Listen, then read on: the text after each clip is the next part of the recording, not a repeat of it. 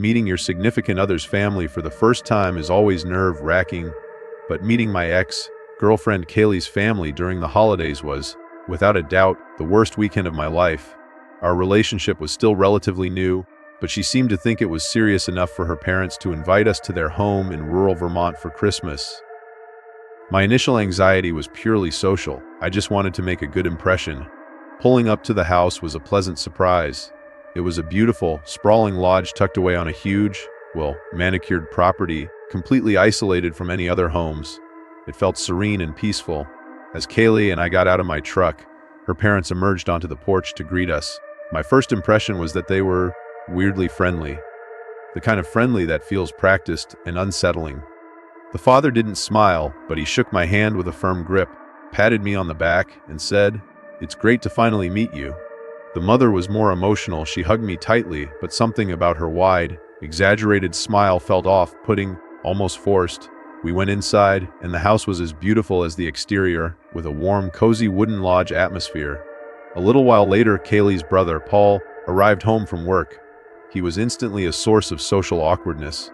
He had a severe bowl cut and an intricate tattoo sleeve that ran up his arm, and he barely made eye contact with me. Dinner was stilted at moments, but overall, it was a normal, quiet meal. After dinner, we all gathered in the living room to watch a Christmas movie. I tried to avoid eye contact with Paul, but I could feel his gaze on me, a steady, unnerving stare. On more than one occasion, I glanced at him, and he was already looking at me. At one point, I decided to just stare back. We locked eyes for what felt like an eternity, about 3 seconds, before he looked back at the TV. His gaze was the most judgmental and unsettling I had ever experienced. It made me feel like he was looking right through me, not at me. At the end of the night, Kaylee and I went to the guest room. She went into the attached bathroom, leaving her phone on the nightstand. I'll admit my curiosity got the better of me. I saw she had a text message from her mom. I leaned over and read the brief snippet that appeared on the screen. "Do you think he suspects anything yet?" Before I could read more, a new message from her mom popped up, and the first one disappeared. My heart began to pound in my chest. What did that mean? Was it about me? My mind raced with possibilities. Kaylee came out of the bathroom and seemed to notice my quietness. She texted on her phone for a bit before turning off the lamp and going to sleep. I couldn't. I was a wreck, tossing and turning for hours. I couldn't stop thinking about the text, her brother's strange stare, and the family's unsettling behavior. At exactly 2 a.m., I heard Kaylee quietly get out of bed. My body went rigid. I pretended to be asleep, my breathing slow and even. I heard her tiptoe to my side of the bed and stand there for a few long moments before quietly leaving the room and walking down the stairs. Then, I heard another set of footsteps coming from a different part of the house, followed by a third. Something was happening. I crept to the top of the stairs, straining to hear their hushed voices. They were in the dining room, just around the corner, and it sounded like they were planning something. I took a few steps down, barely daring to breathe. I heard Kaylee whisper, "When I go back up, you stand by the door?" Then I heard her brother murmur something in response. My blood ran cold. I ran back to the room, my mind screaming. As I reached for my keys, I flipped on the lamp. In the corner of the room on a chair was Kaylee's dad.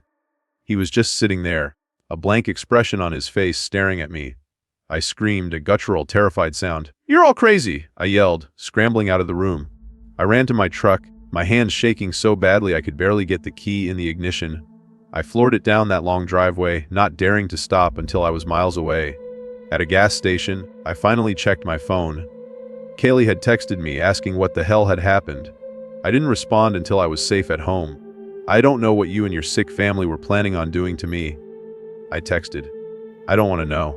Don't ever contact me or come near me again, and I won't report this." She never replied.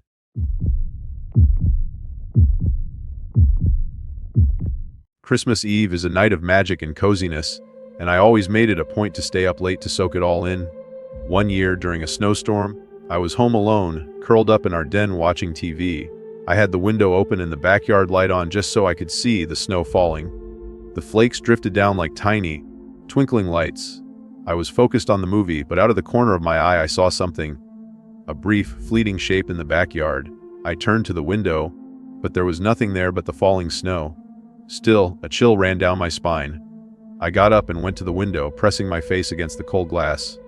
The backyard was empty. I sat back on the couch, but now I was hyper-aware. I kept glancing at the window. For about 10 minutes, nothing happened, and I finally relaxed, telling myself it was just my imagination. But just as I was getting back into the movie, I heard it, loud and clear. The backyard gate slammed shut. My heart began to pound with a frantic rhythm. My mind reeled.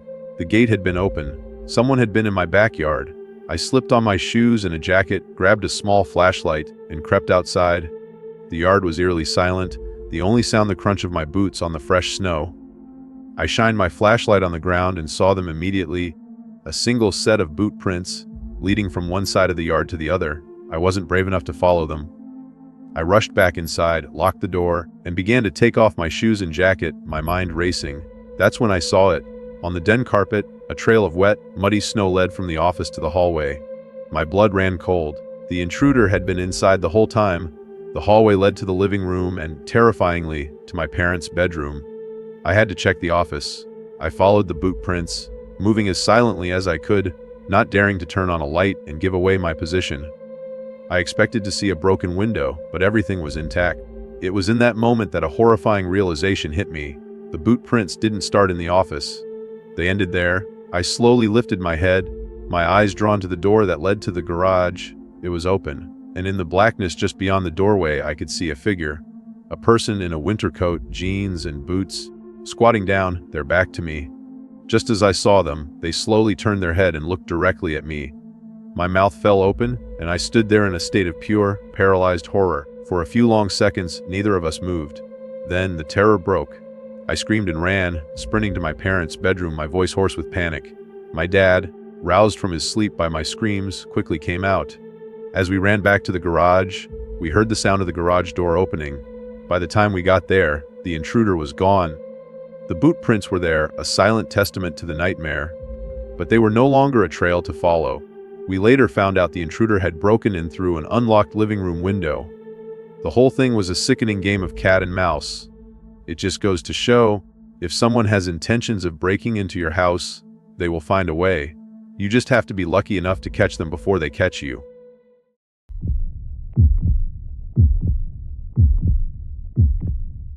I'm the oldest of 4, and when this happened, I was 16. My sister was 11, and my 2 younger brothers were 8 and 7. My parents and their group of friends were part of a high society club that held a Christmas party every year at a big, fancy firehouse. It was always a big event with a Santa to hand out presents to all the younger kids. This year, my dad's best friend, a man named Michael, was supposed to play the role. I saw him get up from our table and walk out the door to go change. There were about 20 kids there, but no one really noticed him leave. A few minutes later, the door to the firehouse opened with a jingle of bells. All the kids screamed, "Santa?" and rushed toward the entrance. In walked a man in a Santa costume. But something was off. The costume was cheap, a serious downgrade from the usual one the club provided.